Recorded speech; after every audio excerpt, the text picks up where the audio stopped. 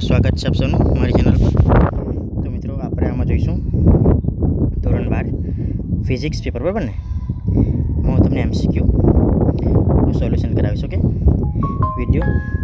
આવા જ બધા વિડીયોનું સોલ્યુશન માટે તમે મારી ચેનલ પર બન્યા રહેજો. ઓકે મિત્રો, તો આપણે જોઈએ, બરાબર.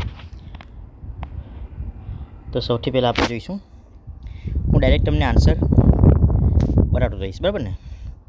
આપેલા પ્રકાશનો વેગ ખાલી જગ્યા બદલાવાથી બદલી શકાય છે. તો માધ્યમ, બરાબર ને? નીચેનામાંથી ખાલી જગ્યા માટે વ્યતિકરણ શક્ય છે. તો પ્રકાશ અને ધ્વનિ તરંગો. પ્રશ્ન નંબર 3માં આન્સર આવશે ઉપર તરફ વળે છે. પ્રશ્ન નંબર 4 છે,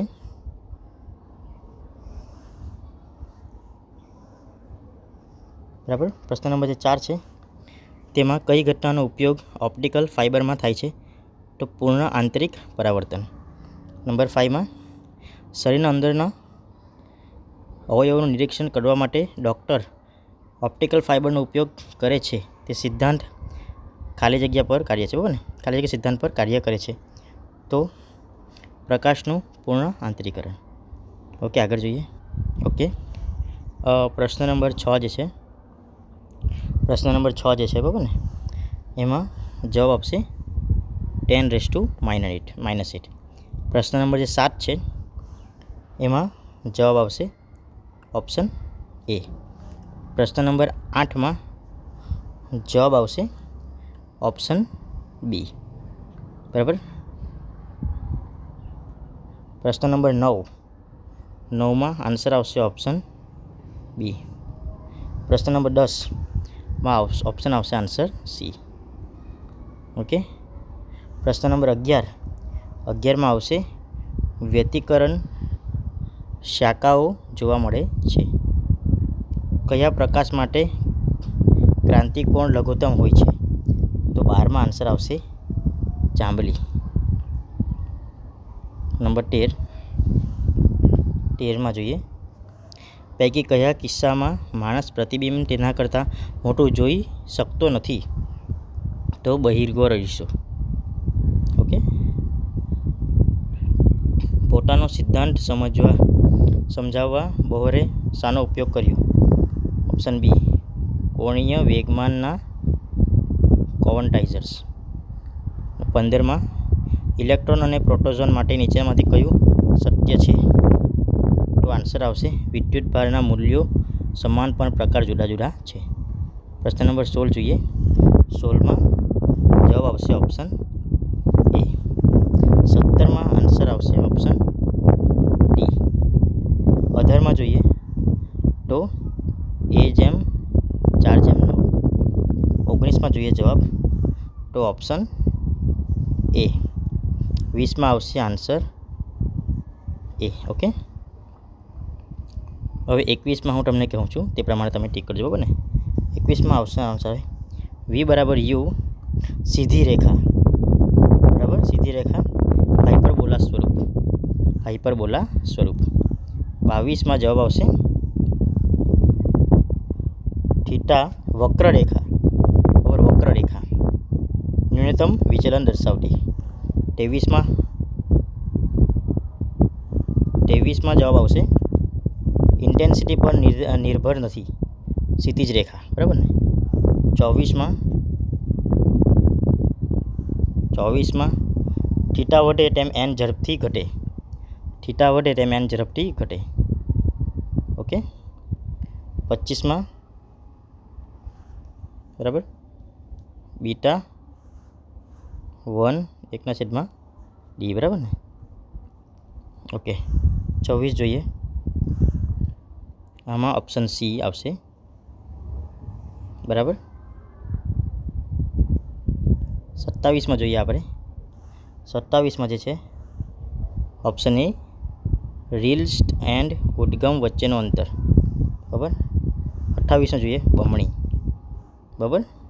29માં જવાબ જોઈએ ઓપ્શન ડી 0. 30માં જોઈએ આપણે. 30માં આન્સર આવશે ઓપ્શન સી, બરાબર. 31માં હવે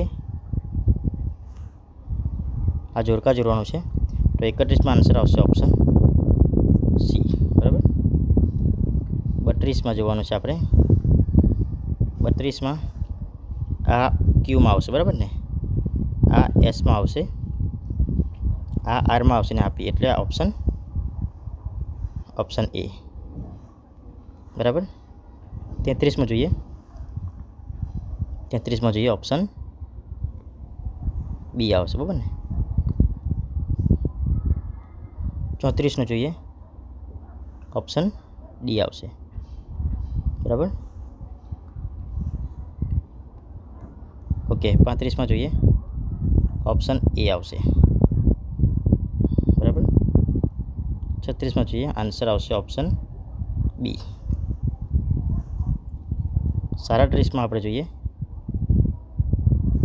37માં આન્સર આવશે ઓપ્શન એ, વિદ્યુત ચુંબકીય પ્રેરણા. અને 38માં આન્સર આવશે ઓપ્શન બી, માત્ર વધારે તારવાળો કેબલ એસી માટે, એક તારવાળો કેબલ માત્ર ડીસી માટે, બરાબર.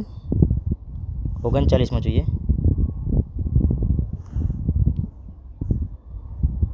1:2, 39 માટે.